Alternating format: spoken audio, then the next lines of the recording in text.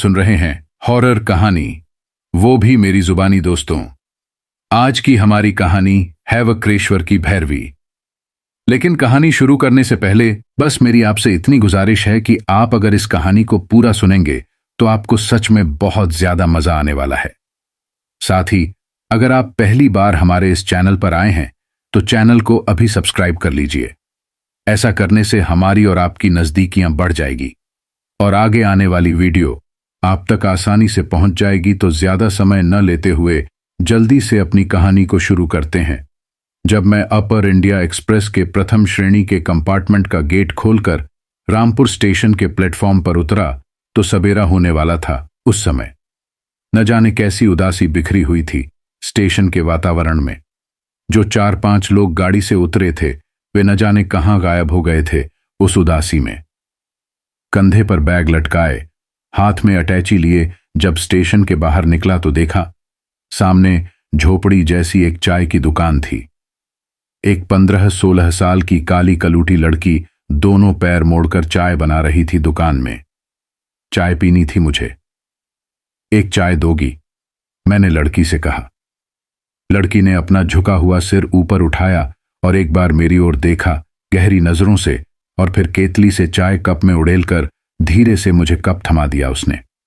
बोली, कुछ नहीं। न जाने क्यों लड़की की ओर अपलक निहारने लगा मैं चाय पीते समय। रंग अवश्य काला था लड़की का, लेकिन चेहरे पर लावण्य था और था एक विशेष प्रकार का आकर्षण भी। उसकी आंखें भी बड़ी बड़ी थीं पर वह भी सहज न थीं। कोई रहस्य भरा था वहां। चाय पीकर जब मैं पैसे देने लगा तो लड़की सिर झुकाए ही धीरे से बोली, मां तारा का दर्शन करने आए हैं बाबूजी। लड़की का स्वर बड़ा कोमल था और था स्निग्ध भी। उसका पूछना बड़ा अच्छा लगा मुझे। सिर हिलाकर मैंने कहा, हां, और फिर न जाने क्यों पूछ बैठा, तुम्हारा नाम क्या है? यह सुनकर लड़की थोड़ी लजाई, फिर पहले ही की तरह कोमल और स्निग्ध स्वर में बोली, श्यामा। फिर थोड़ा रुककर वह बोली, मेरा रंग काला है ना, शायद इसीलिए मेरे मां बाप ने मेरा नाम श्यामा रख दिया। फिर न जाने क्यों उदास हो गया उसका चेहरा। श्यामा नाम उसे अच्छा न लगता होगा, इसीलिए हो सकता है उदास हो गई होगी वह, मैंने सोचा। श्यामा तो बहुत अच्छा और बहुत सुंदर नाम है। मां तारा का भी एक नाम श्यामा है। प्रसन्न होना चाहिए तुमको। यह सुनकर थोड़ी हंसी श्यामा। अब तक 2-3 और आ गए थे ग्राहक, उनके लिए चाय बनाने में लग गई। जब मैं चलने लगा तो पलट कर देखा मेरी ओर एक बार उसने। उस क्षण उसकी बड़ी बड़ी झील जैसी गहरी आंखों में कौन सा भाव था समझ न सका। रामपुर से तारापीठ के लिए एक कच्ची सड़क गई थी। किसी प्रकार एक तांगा वाला तैयार हुआ तारापीठ जाने के लिए। सड़क के दोनों ओर धान के खेत थे कुछ दूर तक। उसके बाद चारों ओर मैदान ही मैदान थे, उजाड़ और धूसर। फिर छोटी छोटी झोपड़ियों का शुरू हुआ सिलसिला। उन्हीं झोपड़ियों में कुछ दुकानें भी थीं जिनके सामने लकड़ी की बेंचें पड़ी थीं, जिन पर बैठकर लोग चाय पी रहे थे, मिठाइयां खा रहे थे और सिगरेट बीड़ी पी रहे थे। मक्खियां सभी जगह भिनभिना रही थीं। संकरी हो गई थी वहां सड़क। कुत्तों की संख्या भी काफी थी। बीच बीच में झाड़ियां और जंगली पेड़ भी थे जिनके पास छोटे बड़े मंदिर भी बने थे। शव साधिका नागगंधा पूरे रास्ते सोचता रहा मैं नागगंधा के विषय में। स्वर्णा ने बतलाया था कि पहले असम में ब्रह्मपुत्र के किसी श्मशान में रहती थी नागगंधा। अब इस समय रहती है तारापीठ के वक्रेश्वर महाश्मशान में। फिर गूंजने लगे एक एक शब्द स्वर्णा के मेरे मस्तिष्क में। शव साधिका है नागगंधा। शव साधना के द्वारा कई अमोघ और दुर्धर्ष तांत्रिक सिद्धियां उपलब्ध हैं उस महाभैरवी को, जिनकी सहायता से असंभव कार्य कर सकने में समर्थ है वह।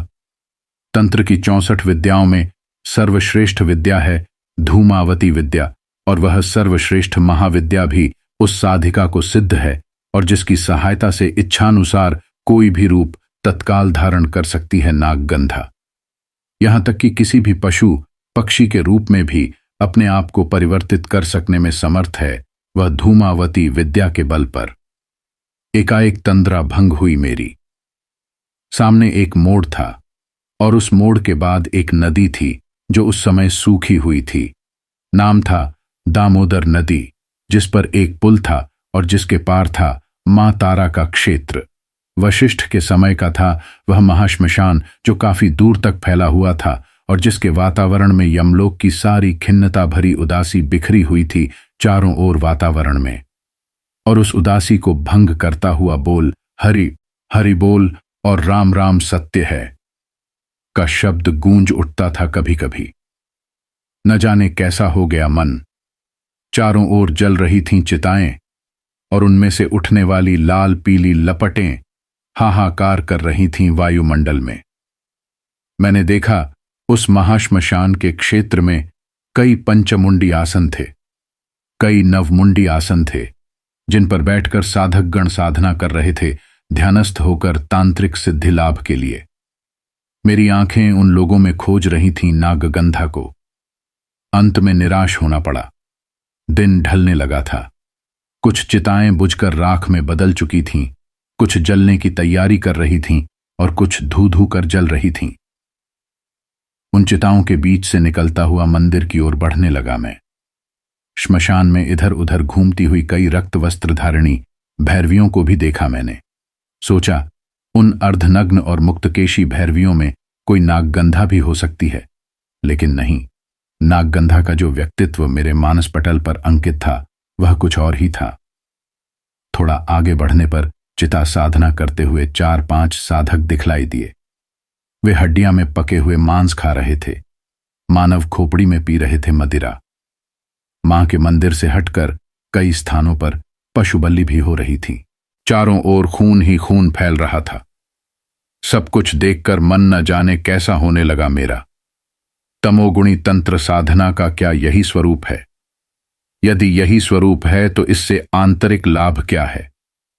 कौन सी आध्यात्मिक उपलब्धि होती है साधक की आत्मा को? मन ही मन सोचने लगा मैं, कहां ठहरूंगा और रात कहां व्यतीत करूंगा? इसका निर्णय करना था मुझे। सांझ घिर आई थी वक्रेश्वर के महाश्मशान में। चित्त जैसे घबराने लगा था मेरा, न जाने क्यों। मां के मंदिर के निकट एक पक्की दालान थी जो धर्मशाला कहलाती थी। उसे देखकर मेरे मन को कुछ ढांढस मिला। दालान साफ सुथरी थी। पीछे की ओर छोटे छोटे बहुत से कमरे थे। यात्रियों का आवागमन कम था, इसलिए एक कमरा मिल गया। मुझे आसानी से मन को शांति मिली। झोला और अटैची रखकर और कपड़े बदलकर मंदिर की ओर चला गया मैं। मंदिर तक पहुंचने के लिए बहुत सी विशाल सीढ़ियां चढ़नी पड़ी मुझे। उसके बाद बड़ा सा पक्का चबूतरा था और था नाट मंदिर। उसके सामने था मां का मंदिर। धीरे धीरे सीढ़ियां चढ़कर मां की मूर्ति के सामने जा खड़ा हुआ मैं। और भी दर्शक थे पर भीड़ नहीं थी। भवतारिणी की यही वह अद्भुत मूर्ति थी जिसके संबंध में और जिसके विषय में बहुत कुछ सुना था और पढ़ा था बहुत कुछ। सब कुछ अलौकिक सा लगा था मुझे उस समय। सोने से मढ़ी हुई मुक्तकेशी और पाषाण आसन पर विराजमान मां महामाया तारा का मुख बड़ा ही अद्भुत और भव्य लगा मुझे। लगा जैसे मेरी ओर देखकर हंस रही है मां, और उस हंसी में एक अद्भुत स्नेह झर रहा है गलगल कर। तारिणी तरला तन्वी तरुण वल्लरी, तीव्र रूपा तनुश्यामा, तनक्षीण पयोधरा एक भक्त हाथ जोड़े सुंदर और स्पष्ट शब्दों में स्तुति कर रहा था मां की, जिसे सुनकर अच्छा लगा मुझे। तुरिया तरला तीव्र कमनानल वाहिनी, उग्रतारा जया चंडी श्रीमदे जटाशिवा। स्वर के साथ देवी का यह वर्णन अवश्य नहीं मिल रहा था, मगर मन के अंदर यह नीलवाहिनी का रूप ही आकार ले रहा था। धीरे धीरे फर्श पर बैठ गया मैं। दोनों हाथ जोड़कर मां के मुख को अपलक निहारने लगा मैं एकाग्र चित्त होकर। तरुणा शांभवी छिन्नमाला च भद्र तारिणी, उग्रा उग्र प्रभा नीला कृष्णा नील सरस्वती। दोनों हाथ जोड़े पाषाणवत बैठा था मैं। आंसू झरझर कर गिर रहे थे गालों पर आंखों से निकलकर। मुझे अपनी ही सुधि नहीं थी उस समय। अट्टहास्या करालास्या वरास्या दिति पूजिता, सगुणा सगुणा राध्या हर इंद्रदेव पूजिता। शब्द अंतर के किस गुहागहर में प्रवेश कर रहे थे सो मैं नहीं जानता था। खाली एक नीरव आलोड़न का अनुभव कर रहा था मैं। पद्ममाला च पद्माक्षी कामाख्या गिरिनंदनी, दक्षिणा चैव दक्षा च दक्षता दक्षिणे रथा। कुछ बोल नहीं पा रहा था मैं, पर मेरे मन से एक आकुल प्रार्थना उठ रही थी। मां, मैं पूजा नहीं जानता, प्रार्थना नहीं जानता, स्तुति भी नहीं जानता, तुम्हारी महिमा से भी अपरिचित हूं मैं। वक्रेश्वर क्यों आया हूं मैं, सो तुम जानती हो। तुम्हारी क्या इच्छा है वो भी तुम ही जानती हो। मैं कौन सा उद्देश्य लेकर आपके चरणों में अर्पित हुआ हूं, इससे भी तुम भली भांति परिचित हो। वज्र पुष्प प्रिया, रक्त प्रिया कुसुम भूषिता, माहेश्वरी महादेव प्रिया पद्म विभूषिता। कितनी देर तक इसी तरह बैठा रहा मैं नहीं जानता। फिर मैं धीरे धीरे उठकर खड़ा हुआ। दर्शन करने आए लोग घूम घूम कर मुझे देख रहे थे। वे मानो समझ रहे थे कि मां के पास कोई गहरी वेदना, कोई गहरी पीड़ा और कोई गहरी व्यथा समर्पण करने ये सज्जन आए हैं, और उस वेदना को, पीड़ा को और व्यथा को वे जानने समझने की चेष्टा कर रहे थे। संभवतः नाट मंदिर के पास वाली सीढ़ी से उतरने के लिए पैर बढ़ाया मैंने। अचानक पैर थम गए अपने स्थान पर, जड़वत हो गए जैसे। देखा सामने सीढ़ी चढ़ते हुए ऊपर आ रही थी श्यामा, चाय बनाने वाली श्यामा। उसे देखकर घोर आश्चर्य हुआ मुझे। यहां कैसे? उसके हाथ में जवा पुष्प के फूल थे। सोचा दर्शन करने आई होगी मां का। मुझे देखकर मुस्कुराई वह, बोली कुछ नहीं। ऊपर चढ़ती आई और मंदिर के भीतर चली गई। फिर वहां काफी देर तक खड़ा रहा और श्यामा की प्रतीक्षा करता रहा, लेकिन व्यर्थ। लगा मानो मंदिर के भीतर ही समा गई हो वह। मन नहीं माना। स्वयं मंदिर के भीतर गया और फिर चारों तरफ खोजा उसे, लेकिन कहीं नहीं दिखलाई दी वह षोडशी बाला। रहस्यमय लग रहा था सब कुछ। रात अधिक हो गई थी। कमरे में आकर तख्त पर लेट गया मैं। बार बार श्यामा का चेहरा उभर आता था मानस पटल पर। इस प्रकार गायब हो जाने का रहस्य मेरी समझ में नहीं आ रहा था। न जाने कब और किस समय सो गया मैं। अचानक पायल की मधुर आवाज से नींद खुल गई मेरी। उठकर बैठ गया मैं। फिर तेजी से पलटकर देखा, एक मझोले कद की सांवली युवती की पीठ मेरी ओर थी। उसके श्यामल काया पर गेरुए रंग की रेशमी साड़ी थी। उसके लंबे घने बाल खुलकर कमर तक बिखरे हुए थे। एकाएक पलटकर युवती ने मेरी ओर देखा। उसका चेहरा देखकर घोर आश्चर्य हुआ मुझे। श्यामा से बिल्कुल मिलता झुलता लगा मुझे उस अज्ञात युवती का चेहरा। उसके चेहरे पर विशेष प्रकार की चमक थी। झील जैसी गहरी आंखों में एक अजीब सा सम्मोहन था। साड़ी के आवरण को भेदकर बाहर निकल आने के लिए व्याकुल उरोज युगल। मुंह में पान दबाए हुए होठों पर एक मुस्कुराहट बिखर गई। मेरी आंखों में उतरती हुई वह मुस्कुराहट रग रग में बिखरती जा रही थी जैसे, और उसी के साथ एक अजीब सी बेचैनी पकड़ती जा रही थी मेरे मस्तिष्क को। तनावग्रस्त हो गया था मेरा सारा शरीर। विचित्र स्थिति हो गई मेरे तन मन की। सोचा उस सम्मोहक निमंत्रण को स्वीकार कर लूं, दोनों हाथ फैलाकर। पान रंगे होठों की मुस्कुराहट शायद मेरे उद्देश्य को भांप गई थी।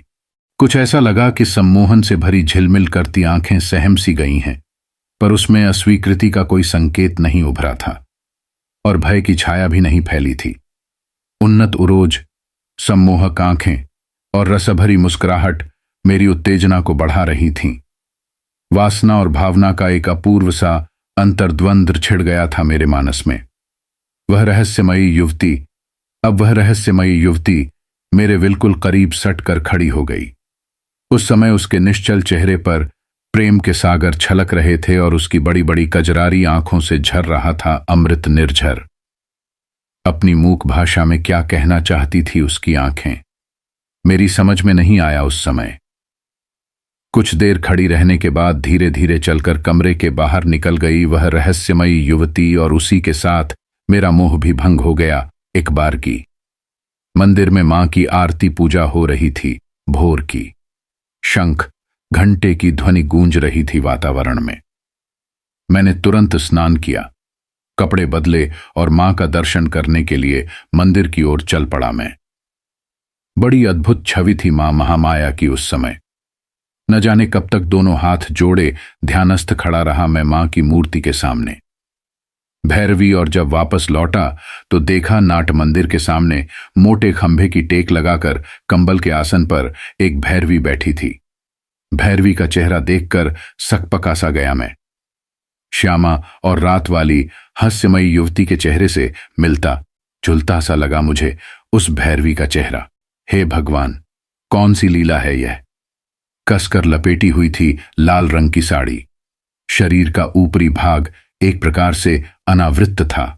बड़े बड़े पुष्ट स्तन स्पष्ट दिखलाई दे रहे थे। दोनों बाहों पर, माथे पर और गले में भस्म की पतली रेखा। माथे पर गोल सिंदूर का टीका, बड़ी बड़ी फांक जैसी आंखें, कुछ कुछ रक्ताभ। गले में मोटी सी रुद्राक्ष की माला जिसमें उलझी हुई थी स्फटिक और लाल मूंगे की माला भी। दोनों हाथों की कलाइयों में शंख के वलय। शरीर का रंग काला, मुंह का नक्शा सुंदर और आकर्षक मगर खूब स्थिर और कठोर। मेरुदंड को सीधा किए तन कर बैठी हुई थी वह भैरवी। पास ही एक लंबा सा चमचमाता हुआ त्रिशूल रखा था।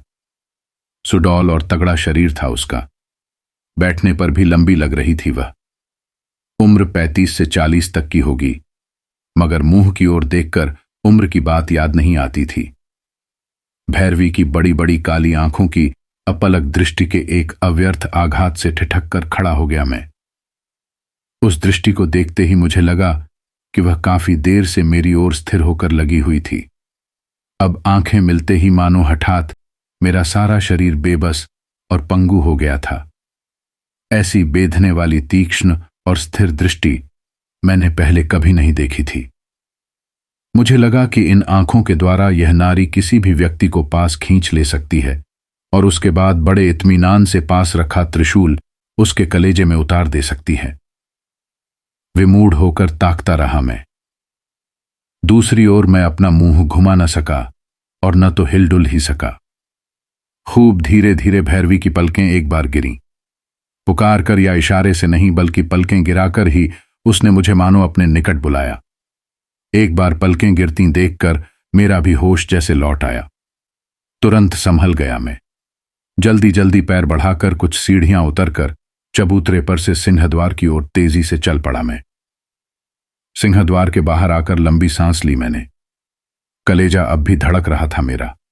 वहां खड़े खड़े मैंने घूमकर एक बार नाट मंदिर की ओर देखा और देखते ही फिर एक बार वही झटका लगा मुझे। भैरवी स्थिर दृष्टि से मेरी ओर ही अपलक देख रही थी।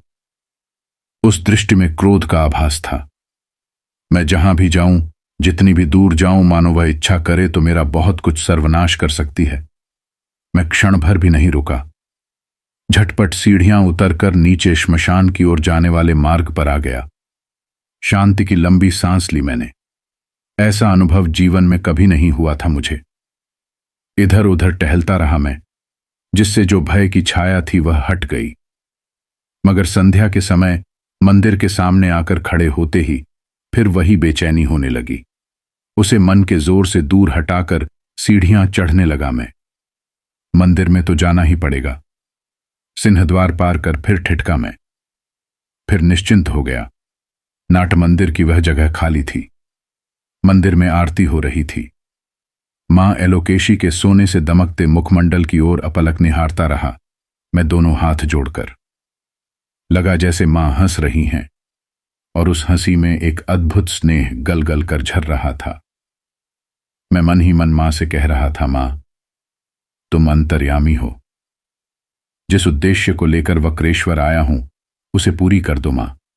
महामाया, तंत्र पथ अति कंटकाकीर्ण है, उस पथ पर चलना सभी के बस की बात नहीं है। मैं तो चल पड़ा इस पथ पर खोज की दृष्टि से।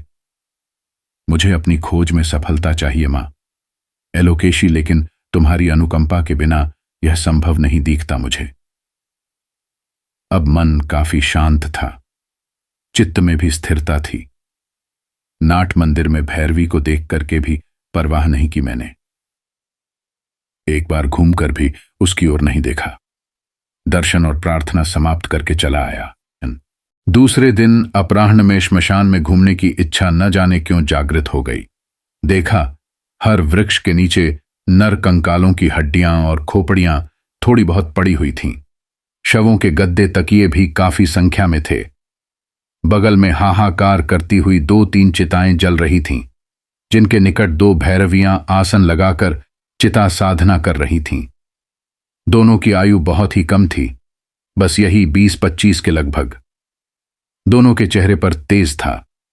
कुछ दूर पर एक तांत्रिक बैठा कुल्हड़ में मदिरापान कर रहा था और बीच बीच में उन दोनों भैरवियों को तीक्ष्ण दृष्टि से देख भी लेता था। वह उसकी आयु भी कम थी, शरीर से मजबूत और स्वस्थ था वह तांत्रिक। समझते देर न लगी, तन्मय होकर चिता साधना करने वाली उन दोनों भैरवियों का निश्चय ही गुरु था, वह इसमें संदेह नहीं। चिता साधना कभी किसी से सुना था कि चिता में जलने वाले शव की मृतात्माएं अपनी चिता के आसपास मंडराती रहती हैं और जब तक उनका शरीर जलकर राख में बदल नहीं जाता तब तक वहां रहती हैं वे, और चिता साधक अपने मंत्र शक्ति तथा साथ ही अन्य तांत्रिक क्रियाओं की सहायता से मृतात्माओं को अपने अधिकार में करने का प्रयत्न करते हैं। तंत्र में इसी को चिता साधना कहते हैं। चिता साधक उन वशीभूत मृतात्माओं से अनेक प्रकार का सहयोग लेते हैं। काफी देर तक वहीं खड़ा खड़ा भैरवी की चिता साधना की तांत्रिक क्रियाओं को देखता रहा मैं। कभी कभी सिर घुमाकर उनके तांत्रिक गुरु की ओर भी देख लेता था, जो अभी भी बराबर मदिरा पान करता जा रहा था और साथ ही साथ खाता जा रहा था मांस का टुकड़ा भी। ऐसे महाश्मशान की कल्पना मैंने कभी नहीं की थी। मेरा दम घुटने लगा। वहां से हटकर सहसा सहस्त्रमुंडी आसन के पक्के चबूतरे जाकर बैठ गया मैं। मन को शांति मिली। सहस्त्रमुंडी के पाषाण आसन पर बैठकर कितने योगी और कितने तंत्र साधक साधना कर चुके हैं, यह बात तारानाथ भट्टाचार्य ने बतलाई थी मुझे। यह भी बतलाया था कि सभी लोग वहां नहीं बैठ सकते। आसन पर बैठने के लिए मन का एकाग्र और स्थिर होना आवश्यक है। दिन रात के 16 घंटे जो सज्जन उस आसन पर व्यतीत करते थे और बीच बीच में तारा तारा कहकर हुंकार कर उठते थे, उनका नाम था भोला राम बाबा। भोला राम बाबा तंत्र मार्ग के साधक थे। गहरे लाल रंग का चोंगा बराबर पहने रहते थे। सारे मुंह पर काली काली दाढ़ी मूछ भरी हुई थी। वैसे मिलनसार आदमी थे। नया आदमी देखते ही हर प्रकार की खोज खबर लेते थे। मेरे साथ भी बातचीत जमाने की चेष्टा की थी उन्होंने, पर चेष्टा व्यर्थ होने के बाद तारा मां के चिंतन में लग गए। सहस्त्रमुंडी पर थोड़ी देर बैठने के बाद मंदिर की ओर चल पड़ा मैं। मंदिर की सीढ़ियां चढ़ते ही सिंहद्वार के पास ही हाथ में लंबा भयानक त्रिशूल लिए भैरवी के सामने एकाएक पड़ गया मैं। लंबा शक्तिशाली डील डॉल था। गंभीरता के बावजूद काला चेहरा सुंदर ही लगा। पहले दिन की तरह दृष्टि उतनी अंतर्भेदी नहीं थी, फिर भी अपलक और कठोर अवश्य थी। एक तरफ हटकर निकलने के लिए उद्यत हुआ मैं। एकाएक कंठ स्वर सुनकर खड़ा हो गया ठिठक कर। इस कंठ स्वर में भी न जाने कैसी मोहनी शक्ति थी। किसी की खोज में आए हो या केवल मां का दर्शन करने? प्रश्न सुनकर मूक हो गया मैं एक बारगी। बोला न गया मुझसे कुछ। मेरी ओर स्थिर दृष्टि से देख रही थी भैरवी। उसकी दृष्टि पैनी होती जा रही थी। एकाएक स्वाभाविक होकर आगे बढ़ गया मैं। कलेजे में कंपी हो रही थी उस समय। कैसी थी वह कंपी समझ में नहीं आया। सीढ़ियां उतरकर जाते ही दाहिनी ओर सहस्त्रमुंडी का पाषाण आसान था। चारों ओर घना अंधकार बिखरा हुआ था। वातावरण स्तब्ध था। हवा को सरसराहट भी चौंका देती थी। चबूतरे पर चढ़कर आसन लगाकर बैठ गया मैं। किसी प्रकार का भय नहीं लगा मुझे। और भी 3-4 साधक बैठे हुए थे ध्यानस्थ। भोला राम बाबा भी थे, मगर स्पष्ट किसी का चेहरा नहीं दिख रहा था। स्थिर होकर कुछ देर बैठने के बाद ही मेरा मन शांत होकर किसी अतल गहराई में डूब गया। वह एक विचित्र अनुभूति थी, एक अद्भुत शांति की अनुभूति। कौन गया उठकर और कौन आया, फिर इसका ध्यान नहीं रहा मुझे। समर्पण के एक नए प्रवाह में विभोर था मैं। मुझे पता नहीं कितना समय व्यतीत हो गया, 2-3 घंटे भी हो सकते हैं या इससे भी अधिक। अपने बिल्कुल समीप किसी के जोर से सांस लेने की आवाज सुनकर धीरे से आंखें खोलकर मैंने देखा। साथ ही मेरा रोम रोम सिहर उठा। बारगी। केवल गजभर की दूरी पर 2 जलती हुई आंखें मेरे चेहरे की ओर स्थिर होकर देख रही थीं। क्या वे मशाल की तरह जलती हुई किसी बाधिन की आंखें थीं? कांप उठा मैं। नहीं, ये किसी नारी की आंखें थीं। कब वह आई और बैठ गई थी, इसका पता तक नहीं चला मुझे। उसका शरीर पत्थर की तरह निश्चल था, केवल आंखें अंगारे की तरह जल रही थीं। सहस्रमुंडी पर तब एक भी आदमी नहीं था, भोलाराम बाबा भी नहीं थे। मेरा सारा शरीर निस्पंद, अवश हो गया एक बारगी। तारा, मां, तारा। आसन के बगल में ही एक पेड़ के नीचे से भोलाराम बाबा का गंभीर स्वर तैरता हुआ आया और उसी क्षण मानो मुझे होश आया। शरीर की नस नस में एक बिजली सी दौड़ गई मानो। उठकर सीधा खड़ा हो गया मैं और उसके बाद अंधेरे में ही रास्ते की ओर चल पड़ा मैं। दूसरे दिन दोपहर का समय था। श्मशान की ओर न जाकर दूर नदी के किनारे जा रहा था मैं। नागगंधा के विषय में ही सोच रहा था उस समय। नदी की दूसरी ओर काफी दूर दूर तक खेत थे आलू के और ईख के। मजदूर खेतों में काम कर रहे थे। पूरा इलाका सुनसान और निर्जन था। 3 दिन आए हो गया था मुझे। नागगंधा से भेंट न हो सकी। हां, मां का अपूर्व दर्शन लाभ अवश्य हुआ मुझे। इससे मन को काफी शांति मिली थी, इसमें संदेह नहीं। मगर यहां भी एक बड़ा दैवयोग प्रतीक्षा कर रहा था मेरा। क्या इसकी कल्पना की थी मैंने? सामने ही एक पीपल के पेड़ की छाया में दोनों पैर फैलाए भैरवी बैठी थी। पास ही चमचमाता त्रिशूल जमीन में गड़कर खड़ा था, जिसके ऊपर एक मानव खोपड़ी टंगी थी। त्रिशूल के नीचे एक काले रंग की कुतिया बैठी भैरवी की ओर ताक रही थी। सामने 3 मिट्टी के पात्र भी रखे थे। मुझे पहले ही देख लिया था भैरवी ने। आंख से आंख मिलते ही वह तनकर पलथी मारकर बैठ गई और अपलक देखने लगी मेरी ओर। ठिठक कर खड़ा हो गया अपने स्थान पर मैं। सनसनाने लगा था मेरा पूरा शरीर। कई भैरवियों से मेरा सामना हुआ था, लेकिन ऐसी भैरवी से कभी नहीं। क्षण भर के लिए मुझे लगा कि दौड़कर भाग खड़े हों, मगर भैरवी की आंखों ने ही मानो रोक दिया मुझे। भैरवी ने मेरी ओर कुछ देर ताक कर उंगली उठाकर अपने पास बुलाया मुझे। जाकर खड़ा हो गया मैं उसके सामने। बैठो। शांत और गंभीर थी भैरवी। उसके चितवन में गहरापन था पर तीक्ष्णता नहीं थी। 3 हाथ की दूरी पर बैठ गया मैं। मिट्टी का पात्र दिखाते हुए भैरवी ने पूछा, पियोगे? क्या है इसमें? कारणवारी यानी मदिरा। मैंने सिर हिलाकर कहा, नहीं। रमणी के होठों के बीच हल्की व्यंग की रेखा आई या नहीं, पता नहीं चला। उसने हाथ बढ़ाकर मदिरा से भरा एक पात्र उठा लिया। उसके तरल पदार्थ का कुछ अंश बिना मुंह लगाए ऊपर से ही गले में डाल लिया।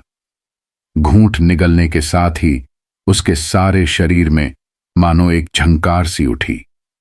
आंख और मुंह सिकोड़कर उसने वह झंकार शांत होने दी। रमणी के अंगों का सुप्त यौवन मानो एक बार हिलडुल कर स्थिर हो गया। एक लंबी सांस ली उसने। फिर उसने सामने न जाने कब से बैठी कुतिया की ओर देखा, जो उस समय ऊँघ रही थी।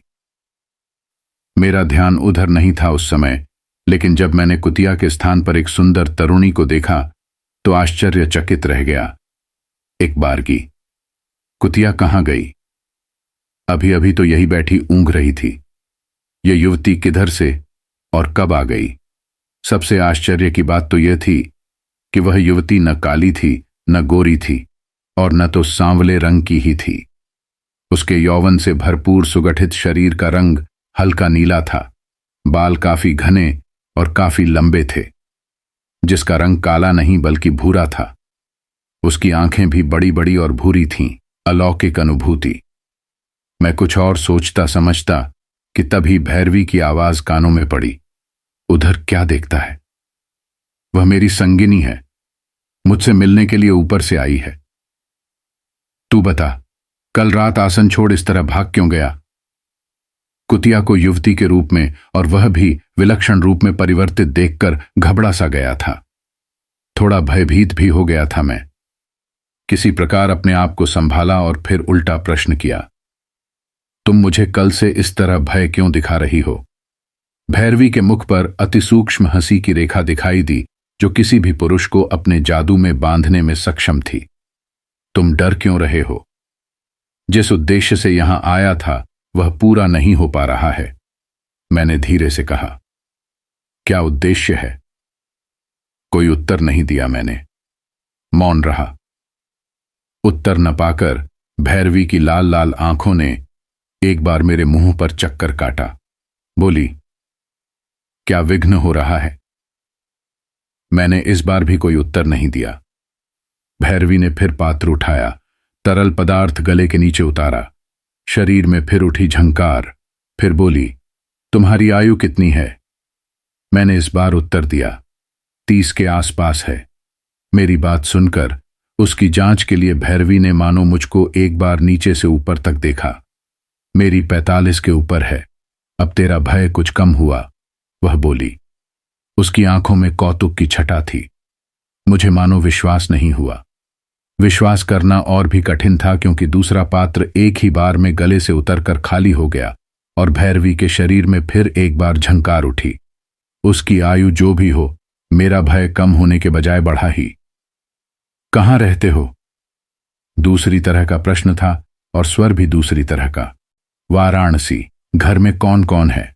माता पिता हैं, 2 भाई हैं, कोई बहन नहीं है, और मैं हूं बस। शादी हुई है? नहीं, शादी नहीं की मैंने। क्यों? इसका उत्तर मेरे पास नहीं है। न जाने कैसे एक अनुभूति के आवेग में निष्कपट होकर सब कुछ बतला दिया मैंने। भैरवी ने स्थिर होकर सब सुना। उसके बाद भी वह नीरव निश्चल रही, लेकिन दृष्टि मानो बहुत दूर कहीं चली गई थी। उसी स्थिति में अपना हाथ आगे बढ़ाकर तीसरा पात्र भी उठा लिया और उसमें भरा हुआ सारा तरल पदार्थ गले के नीचे उतार लिया। मगर इस बार पहले की तरह झंकार नहीं उठी। मैं स्तब्ध सा बैठा रहा भैरवी के सामने। मेरे पीछे वह रहस्यमयी युवती भी बैठी हुई थी। भैरवी ने खाली पात्र नीचे रखा। हाथ की उलटी तरफ से मुंह पोंछते पोंछते उसने मेरी ओर देखा। क्षण भर में ही दृष्टि बदल गई थी। दोनों आंखों से मानो आग निकल रही थी। फिर एकाएक गरज उठी भैरवी, दूर हो जा, दूर हो जाओ यहां से, दूर हो जा। घबराकर उठ आया मैं। एकाएक क्या हो गया भैरवी को, समझ में नहीं आया। मेरा बाह्य ज्ञान मानो लुप्त हो गया था। रास्ते में चलते चलते होश आया मुझे। थोड़ा आगे बढ़ने पर भोला राम बाबा दिखलाई दिए। एक घने पेड़ के नीचे खड़े थे वह। पास आने पर हंसते हुए बोले, भैरवी तो दिन में ही कारण पान कर रही है। तुम्हारी उससे क्या बातें हो रही थीं? अभी भी मेरा मस्तिष्क झनझना रहा था। कोई उत्तर न दे सका मैं। मेरे साथ भोला राम बाबा चलते चलते फिर बोले, कल रात तुम्हारे पास उसे बैठा देखकर एक बात मन में आई, बुरा न मानना। उस उन्मत्त भैरवी से कुछ बच करके रहने की चेष्टा करिएगा। बड़ी प्रबल शक्ति है उसके पास। किसी भी बुझा पुरुष को देख लेती है तो उसे छोड़ती नहीं। फिर अपने माया जाल में फंसाकर उसका पूरा पौरुष अपने में खींच लेती है वह। समझ गए ना बंधु? इस बार मैंने पूछा, वह कहां से आई है? 50 साल से बराबर इसी वक्रेश्वर में देख रहा हूं मैं। भोला राम बाबा बोले, कोई अंतर नहीं आया अब तक इतने लंबे समय के बीच उसके रूप रंग और शरीर में। जैसी आई थी वैसी ही है अभी भी। थोड़ा रुककर वह आगे बोले, सुना है पहले असम में ब्रह्मपुत्र के किसी श्मशान में रहती थी वह। उसका गुरु कोई तिब्बती लामा तांत्रिक था। उसी की भैरवी थी वह। अपने लामा तांत्रिक गुरु से उसने कई प्रकार की दुर्लभ तांत्रिक सिद्धियां प्राप्त की हैं, ऐसा सुना है मैंने। यह सब सुनकर स्तब्ध और अवाक रह गया मैं। कहीं यह भैरवी ही नागगंधा तो नहीं है जिसकी खोज में इतनी दूर से चलकर आया हूं मैं? आपको यह सब कैसे मालूम हुआ? अरे भाई, तांत्रिक हूं ना, इसलिए यहां आने वाले तंत्र साधकों और भैरवियों की भी खोज खबर रखनी पड़ती है। न रखूं तो आपस में मेलजोल कैसे बढ़ेगा? भोलाराम बाबा थोड़ा सहिष्णु होकर बोले। तब तो आपको भैरवी का नाम भी मालूम होगा, क्यों नहीं? क्या नाम है उसका? नागगंधा। भोलाराम बाबा के मुंह से नागगंधा शब्द सुनते ही मेरे सारे शरीर में बिजली सी दौड़ गई एक बार की। झनझना उठा पूरा शरीर। कुछ क्षण के लिए शून्य अवसन्न हो गया, जैसे पूरा मस्तिष्क। विश्वास ही नहीं हो रहा था कि यह रमणी शवसाधिका नागगंधा होगी, लेकिन विश्वास करना पड़ा मुझे। निश्चय ही तिब्बत के महातांत्रिक लामा मिलरेप की शिष्या नागगंधा ही थी, वह भैरवी, इसमें संदेह नहीं। भोलाराम बाबा का साथ छोड़कर पलटा और लगभग दौड़ता हुआ उस पेड़ के पास पहुंचा जहां अभी भी भैरवी पूर्ववत बैठी मदिरा पान कर रही थी और बीच बीच में आकाश की ओर भी देख लेती थी। वह रहस्यमयी नीलवर्णा युवती धीरे धीरे बोल रही थी कुछ। मुझे देखकर एक बार जोर से अट्टहास करती हुई हंसी। नशे के कारण तमतमा रहा था चेहरा उसका उस समय। हंसी थमने पर बोली, खोज पूरी हो गई ना? बोल, क्या चाहता है तू नागगंधा से? कुछ बोला न गया मुझसे, कुछ कहा भी न गया मुझसे। भैरवी की ओर देखता रहा मैं मुंह बाए। थोड़ा थमकर भैरवी फिर बोलने लगी। स्वर्णा ने हिम समाधि ले ली और उसका पुत्र रत्नकल्प अपनी मां की समाधि के निकट रहकर योग साधना कर रहा है। वाराणसी में अवश्य तुमसे मिलने आएगा एक न एक दिन। मौन सुनता रहा मैं। नीलवर्णा सुंदरी मेरी ओर निर्निमेष दृष्टि से देख रही थी। उस समय पहली बार मेरे मन में उठा, कौन है यह रमणी? निश्चय ही इस जगत की नहीं है यह। फिर सांझ घिरने लगी थी। सूर्य कभी का अस्त हो गया था। खेतों के बाद जंगल था। वहां हुआ हुआ करने लगे थे सियारों के झुंड और उनके साथ नदी के पार कुत्ते भी भौंकने लगे थे। धीरे धीरे भयप्रद होता जा रहा था चारों तरफ का वातावरण। मेरी खोज पूरी हो गई थी। नागगंधा भी भैरवी के रूप में मिल गई थी। स्वर्णा का भी समाचार अनायास मिल गया था। रत्नकल्प वाराणसी में कभी मिलने आएगा मुझसे, इसकी भी जानकारी हो गई थी। सोचने लगा, अब क्या वापस लौट जाऊं?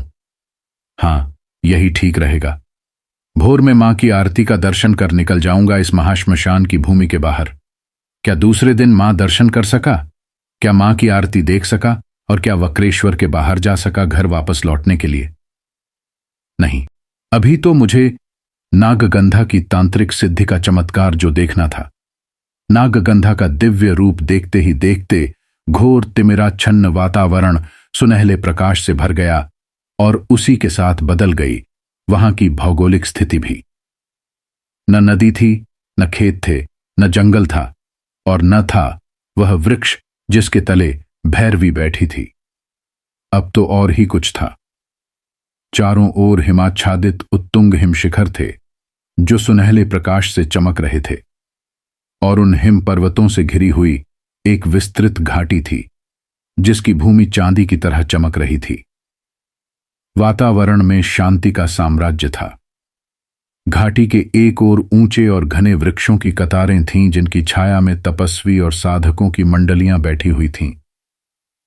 एक प्रकार से मेरी भौतिक स्मृति तिरोहित हो गई थी मस्तिष्क से। एक नए जंगल का और नए वातावरण का बोध हो रहा था मुझे उस समय। अपने आप में प्रफुल्ल, प्रसन्न और आत्मलीन था मैं, और तभी सामने दिखलाई दी नागगंधा। वह उस नीलवर्णा रहस्यमयी युवती के साथ मेरी ओर आ रही थी। उस समय नागगंधा का वह रूप नहीं था जिसे वक्रेश्वर में देखा था मैंने। किसी अभिसारिका नायिका की तरह लग रही थी वह। दमकता हुआ चेहरा, बड़े बड़े नेत्रों में साधना की अपूर्व चमक, और भव्य आकर्षक व्यक्तित्व, गौरवर्ण शरीर पर रेशमी गैरिक वस्त्र। बाल खुले हुए नहीं थे, कसकर बंधे हुए थे और जूड़े में ताजे फूलों की बेड़ियां थीं। गले में स्फटिक और मोतियों की मालाएं झूल रही थीं। मस्तक पर लाल सिंदूर का गोल टीका था। उस रूपांगना का अनिर्वचनीय सौंदर्य देखकर मातृत्व की भावना जागृत हो उठी मेरे हृदय में।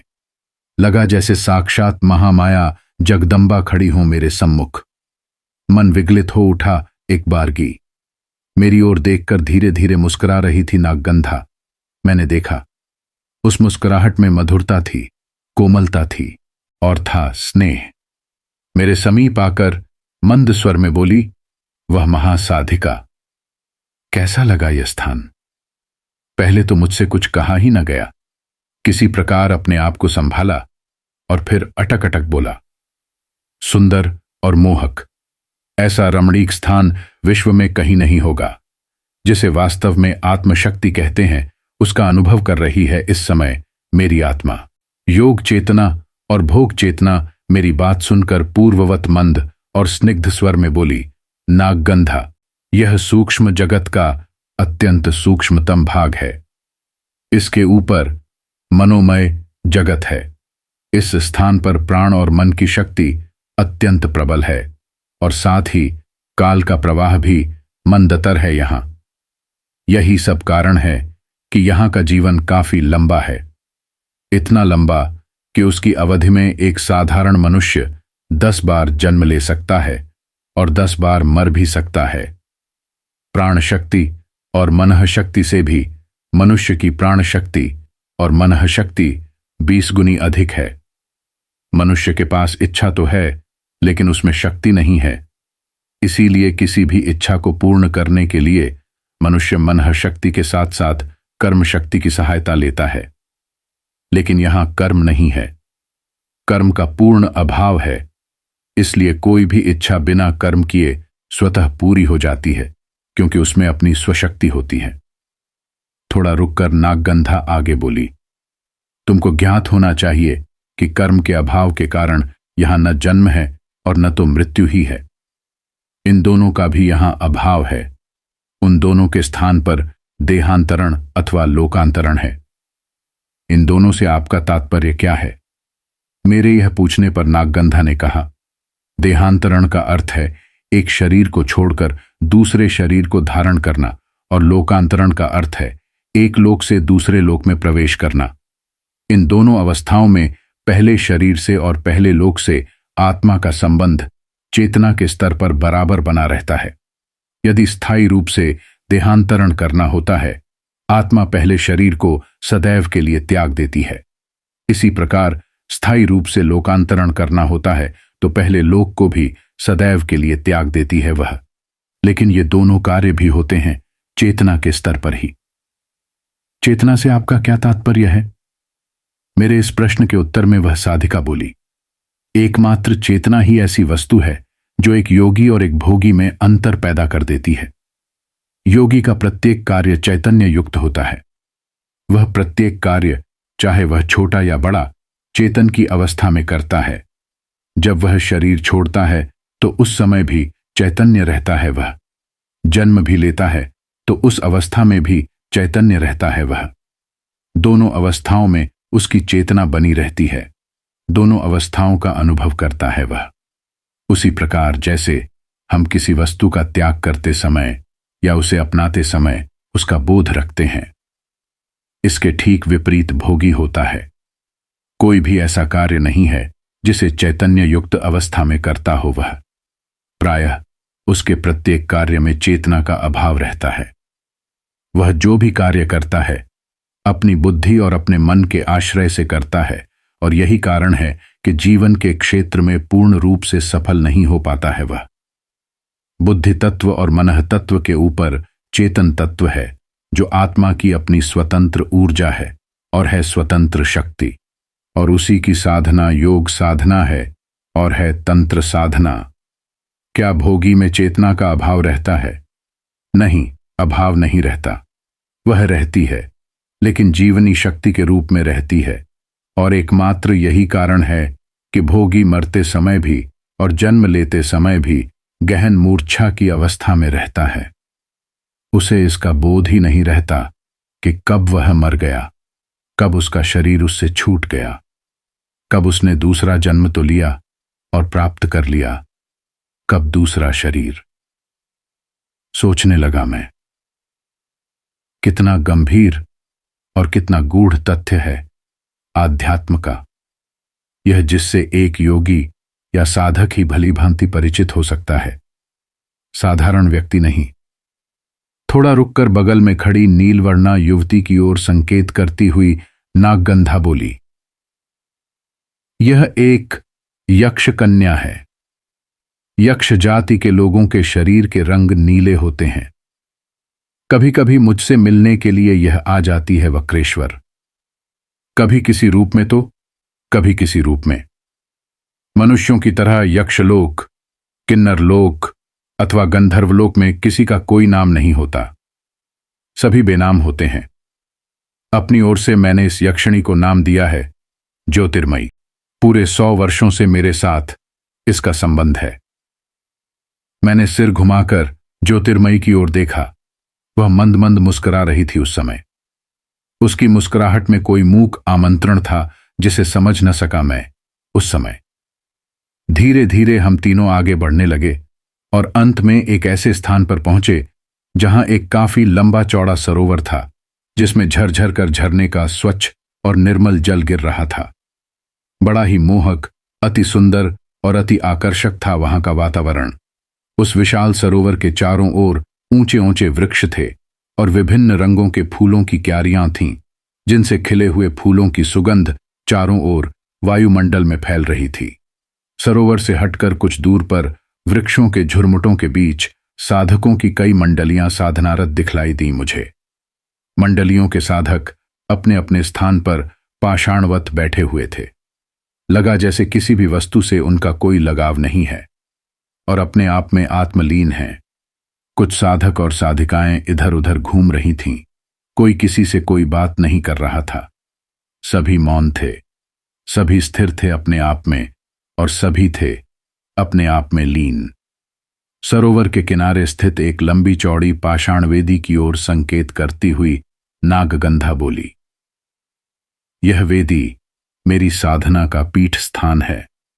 पीठ स्थान है, समझा नहीं? मैंने जिज्ञासु भाव से कहा। नागगंधा का अंतरंग कथा प्रसंग मेरी बात सुनकर एक दीर्घ श्वास ली। नागगंधा ने फिर मंद किंतु गंभीर स्वर में कहना शुरू किया, यह एक लंबी और साथ ही अत्यंत रहस्यमयी कथा है, और ऐसी कथा है जिस पर सहसा विश्वास नहीं किया जा सकता। वास्तव में यह रहस्यमयी कथा मेरे सैकड़ों वर्षों के दीर्घकालीन जीवन का एक लंबा इतिहास है, जिसको पहली बार तुमको ही सुनाने जा रही हूं मैं। तुमको नहीं सुनाऊंगी तो भला किसको सुनाऊंगी? तुम ही तो योग्य पात्र हो मेरी कथा को सुनने के लिए। यह सुनकर मुंह बाए देखने लगा नागगंधा की ओर और साथ ही सोचने भी लगा कि कौन सी ऐसी कथा है और कौन सा ऐसा इतिहास है जो अपने आप में रहस्यमय है और है तिमिराच्छन्न। सबसे आश्चर्यजनक बात तो यह लगी कि अपनी कथा सुनाने के लिए मेरा ही चयन क्यों किया उस भैरवी ने। धीरे धीरे कहने लगी नागगंधा, राजस्थान के अरावली पर्वतों की गोद में बसे मानगढ़ की राजनर्तकी थी मैं, और मेरा नाम था चंद्रप्रभा। क्या कहा आपने राजनर्तकी? आश्चर्य भरे स्वर में बोला मैं। हां, राजनर्तकी। चंद्रप्रभा नाम के अनुरूप शरद पूर्णिमा की रूपहली चांदनी जैसा मोहक रूप, रंग और सौंदर्य, चांद जैसा ही मुखड़ा। पूरे राजस्थान में चर्चा होती थी उस समय मेरे रूप, रंग, सौंदर्य और नृत्य की। पूरा मानगढ़ मेरा सम्मान करता था। मेरी एक झलक पाने के लिए लोग तरसते रहते थे। महाराज मानगढ़ की अत्यंत प्रिय नर्तकी थी मैं। अरावली पहाड़ की तराई में मेरे लिए एक आलीशान हवेली बनवाई थी महाराज ने। दर्जनों दास दासियों के साथ उस भव्य और विशाल हवेली में रहती थी मैं। आज भी हवेली है वह, लेकिन पूरी तरह खंडहर में बदल चुकी है। कोई यह नहीं सोच सकता है कि कभी किसी समय राजनर्तकी चंद्रप्रभा के घुंघरुओं की झंकार से गूंजता रहा होगा हवेली का रंगीन वातावरण। इतना कहकर जैसे अतीत में खो गई वह महासाधिका। थोड़ी देर बाद आगे शुरू की अपनी कथा। उसने नर्तकी अवश्य थी मैं, लेकिन वासना की दृष्टि से मेरे शरीर का अभी तक किसी ने स्पर्श नहीं किया था, यहां तक कि महाराज ने भी नहीं। उनका तो कहना था कि चंद्रप्रभा कला और सौंदर्य की साक्षात देवी है और ऐसी देवी की पूजा करनी चाहिए। योगी बालानाथ मानगढ़ किले के बाहर एक अति सुरम्य और प्राकृतिक छटा से भरपूर रमणीक स्थान था, और उस मनोरम स्थान में एक कुटिया थी, और उस कुटिया में एक परम तपस्वी महात्मा निवास करते थे जिनका नाम था बालानाथ। सिद्ध पुरुष थे बालानाथ। उनकी कुटिया के सामने से शेर भी सिर झुकाकर जाता था। कभी कभी बाबा के दर्शन के लिए चली जाती थी मैं उनकी कुटिया में। बोलते बहुत ही कम थे बाबा। घंटों मौन साधे बाबा की कुटिया में बैठी रहती थी मैं। विचित्र सी शांति का अनुभव होता था बाबा के निकट मेरी आत्मा को। बाबा संतु थे, महात्मा थे, योगी थे और परम सिद्ध भी, इसमें संदेह नहीं। छोटी सी मिट्टी की बनी कुटिया थी बाबा की, ऊपर घास फूस का छाजन था। आश्चर्य की बात तो यह थी कि किसी भी ऋतु का प्रभाव कुटिया पर नहीं पड़ता था। घोर वर्षा में भी एक बूंद पानी नहीं टपकता था कुटिया में। बड़े से बड़े आंधी तूफान में भी कुटिया का मामूली छप्पड़ इधर उधर नहीं होता था, निश्चल रहता था वह। बाबा को नित्य क्रिया करते हुए किसी ने नहीं देखा था आज तक। बाबा क्या खाते थे, क्या पीते थे और कब सोते जागते थे, यह भी कोई नहीं जानता था। उनकी कुटिया में पानी से भरी एक गगरी और 2-4 मिट्टी के ही बर्तन थे, इनके अलावा और कुछ नहीं। बाबा के शरीर पर एक चादर और एक लंगोटी ही रहती थी 12 मास। अपने आप में बाबा स्वयं एक रहस्यमय व्यक्ति थे, इसमें संदेह नहीं। बरसात का मौसम था। 3-4 दिनों से लगातार झरझर कर घोर वर्षा हो रही थी अरावली की सुनसान घाटी में। जन्माष्टमी का पर्व था। उस रात दरबार में राधा कृष्ण की लीला से संबंधित एक नृत्य प्रस्तुत करना था मुझे। जब कभी ऐसा अवसर आता था तो सबसे पहले बाबा का आशीर्वाद लेने अवश्य जाती थी उनकी कुटिया में। पालकी पर बैठकर उस दिन भी गई मैं। अपनी कुटिया में बैठे हुए थे बाबा निर्विकार भाव से। मैंने उनका चरण स्पर्श किया। धीरे धीरे बाबा के नेत्र खुले और उन्होंने स्थिर भाव से मेरी ओर देखा और फिर पूछा, क्या आज राजसभा में नृत्य और गायन है तुम्हारा? हां महाराज, उसी के लिए आशीर्वाद लेने आई हूं मैंने कहा विनम्र स्वर में। बहुत देर तक मौन रहे बाबा और फिर गंभीर स्वर में बोले, आज तुम्हारे नृत्य का प्रदर्शन देखने के लिए और देखने के लिए तुम्हारी गायन कला को एक ऐसा व्यक्ति भी उपस्थित होगा नृत्यशाला में जो बहुत बड़ा तांत्रिक है और है काली विद्या का बहुत ऊंचा साधक। उसकी तांत्रिक शक्ति अति प्रबल है, जो चाहता है उसे तत्काल पूरा कर लेता है वह। वास्तव में मानवेतर शक्ति से संपन्न है वह महातांत्रिक, लेकिन उसकी तमोगुणी तंत्र साधना में एक भयंकर त्रुटि रह गई है और उसी त्रुटि को दूर करने के लिए वह अपनी योग्य भैरवी की खोज में भटकता हुआ आया है मानगढ़। तांत्रिक सेवड़ा सिंघा। उस तांत्रिक का नाम तो आप जानते ही होंगे। थोड़ा व्यग्र और अशांत होकर पूछा मैंने बाबा से। हां जानता हूं, उसका नाम है सेवड़ा सिंघा। यदि उसकी दृष्टि तुम पर पड़ गई तो बेटी, तुम्हें फिर छोड़ेगा नहीं वह तांत्रिक। अपनी भैरवी बनाकर ही रहेगा वह। यह सुनकर भीतर ही भीतर कांप सी गई मैं एक बारगी। सोचने लगी, मन ही मन क्या करेगा वह मुझे अपनी भैरवी बनाकर। सच बात तो यह थी कि भैरवी का क्या अर्थ होता है, इससे परिचित नहीं थी मैं उस समय। रात में महफिल लगी। महाराज और महारानी सोने के सिंहासन पर बैठे हुए थे। सभासद और अन्य दर्शकगण भी अपने अपने स्थानों पर बैठे हुए थे। गुलाब जल, केवड़ा जल के अलावा बेला, चमेली, जूही के फूलों की मिली जुली सुगंध से भरा हुआ था नृत्यशाला का मोहक वातावरण। अनवरत घोर वर्षा हो रही थी उस समय। रह रहकर चमक उठती थी बिजली और उसी के साथ गरज उठते थे सावन भादों के मेघ भी। सभी की नजरें मुझ पर, मेरे रूप पर और मेरे सौंदर्य पर लगी हुई थीं और मेरी नजर खोज रही थी महातांत्रिक सेवड़ा सिंघा को उस भरी नृत्य सभा में। दरबार में उपस्थित सभी जन मेरे परिचित थे। कोई नया व्यक्ति वहां नहीं लगा मुझे। मन में शंका उठी। बाबा की बात असत्य कभी नहीं हो सकती। मेरी नजर अवश्य धोखा खा रही है, इसमें संदेह नहीं। महाराज के इशारे पर कार्यक्रम शुरू हुआ। तानपूरे मिलाए गए, पखावज संवारी गई। जब मेरे मुंह से आवाज निकली तो मंत्रमुग्ध हो गया पूरा दरबार। फिर तो मेरे कंठ से निकले राग मेघमल्हार के स्वर उस सुगंधित वातावरण में गूंज उठे। मेरा स्निग्ध कंठ और मंजी हुई आवाज महफिल में जैसे टंग गई। राग मेघमल्हार के बाद महाराज को प्रणाम कर एक बंदिश छेड़ दी। कान्हा ने मोको डगर चलत दीन ही गारी में परधर की नार बिरानी, मोको डगर चलत दीन ही गारी। रागपुरिया धनश्री की बंदिश में गोपी कृष्ण का वह गीत दरबार पर हल्के कोहरे की भांति छा गया एक बारगी।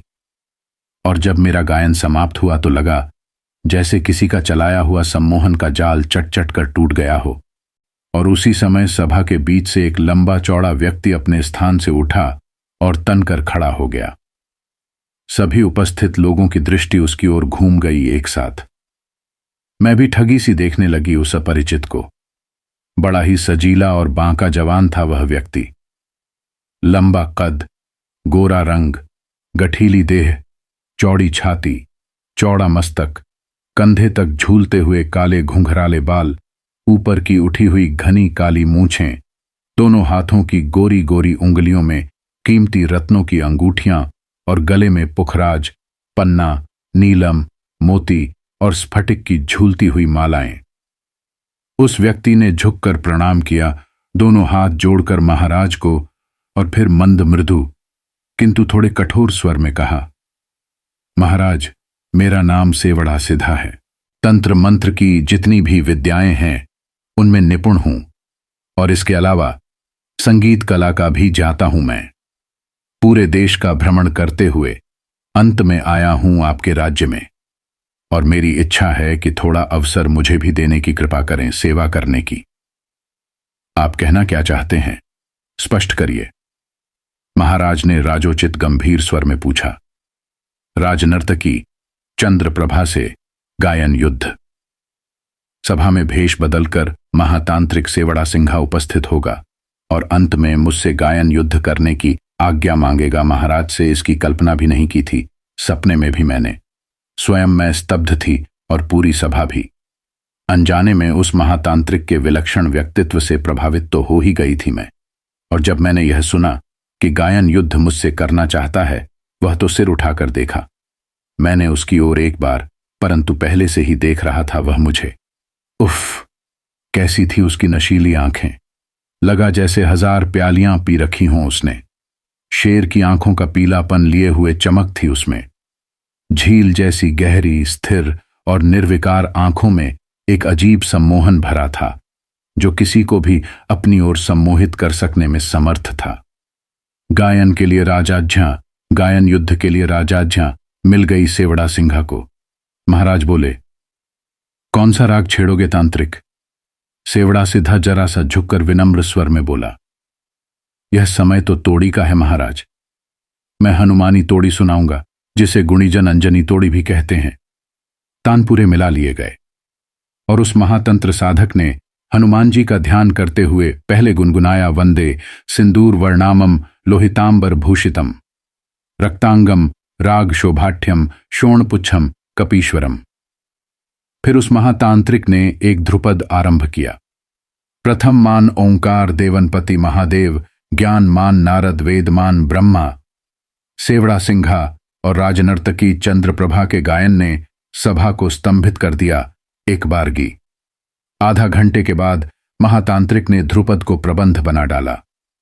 प्रबंध के अंतरे अलग अलग ताल में बद्ध होते हैं, एक तरह से जैसे रागमाला में भिन्न भिन्न राग पिरो दिए जाते हैं। उसी प्रकार प्रबंध देखा जाए तो तालमाला होती है।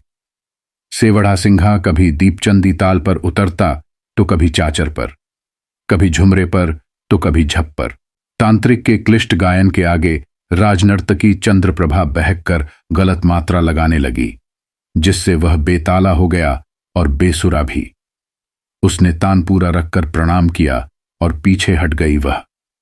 पर सुरताल में मग्न वह महासाधक तल्लीन होकर गाता ही रहा, और जब गायन समाप्त हुआ तो चारों ओर सभा में तालियां बजने लगीं और उसकी जय जयकार हुई।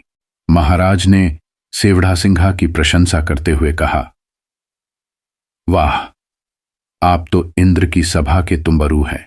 महाराज के बगल में बैठी हुई महारानी भी काफी प्रभावित हो चुकी थीं सेवढ़ा सिंघा के व्यक्तित्व से, और काफी आकर्षित भी हो चुकी थीं उसकी गायन वादन कला से। राजनर्तकी चंद्रप्रभा की मांग, मैं तुम पर बहुत प्रसन्न हूं सेवढ़ा सिंघा। तुम्हारी जो इच्छा हो वह मांग सकते हो तुम मुझसे। राजोचित गर्व के साथ बोले महाराज। यह सुनकर कुछ क्षण मौन रहा सेवढ़ा सिंघा, फिर सिर घुमाकर पूरी सभा की ओर देखा और अंत में मुझ पर अपनी दृष्टि स्थिर करते हुए धीर गंभीर स्वर में उसने कहा, मुझे आपकी राजनर्तकी चंद्रप्रभा चाहिए महाराज। यदि आप देना ही चाहते हैं तो चंद्रप्रभा को दे दीजिए मुझे। यह सुनकर पूरी सभा स्तब्ध हो गई। लोग एक दूसरे का मुंह देखने लगे, अवाक और स्तब्ध हो गए महाराज भी। इसकी कल्पना नहीं की होगी शायद उन्होंने। घोर निस्तब्धता छा गई वातावरण में एक बार की। थोड़ी देर बाद उस निस्तब्धता को भंग करती हुई महाराज की आवाज गूंजी। उन्होंने कहा, मेरे राज्य का अनमोल रत्न है चंद्रप्रभा। एक कलाकार के रूप में सम्मान करता हूं मैं इस नृत्यांगना का। वह केवल राजनर्तकी ही नहीं बल्कि मेरे राज परिवार का एक विशिष्ट अंग भी है। वचन दे चुका हूं मैं तुमको, इसलिए स्वीकार है तुम्हारी मांग। ले जा सकते हो तुम इस अनमोल रत्न को अपने साथ। गला भर आया था महाराज का अंतिम वाक्य के साथ। अचानक आकाश के सीने को चीरती हुई बिजली कड़की और उसी के साथ बादल भी गरजे। उस समय वर्षा की गति तेज हो गई। महाराज का आदेश सुनकर खड़ी हो गई मैं, और उनको प्रणाम किया मैंने और गंभीर स्वर में कहा, राजन, पहली बार पैरों में घुंघरू बांधते समय मैंने शपथ ली थी कि भविष्य में कभी किसी से यदि मैं अपनी संगीत कला में और गायन कला में पराजित हो गई तो पैरों से हमेशा के लिए घुंघरू उतारकर सन्यासिनी का जीवन व्यतीत करूंगी। मैं पराजित हो चुकी हूं महाराज, पूरी तरह पराजित। अब मैं सन्यास लूंगी, इसके लिए आज्ञा दें महाराज। चंद्रप्रभा का सन्यास उस समय न जाने क्यों इतनी उत्तेजित थी कि महाराज की आज्ञा की बिना प्रतीक्षा किए शीघ्रता से सभागार के बाहर निकली और घोर वर्षा में भीगती हुई जल्दी जल्दी चलकर बाबा बालानाथ की कुटिया पर पहुंची।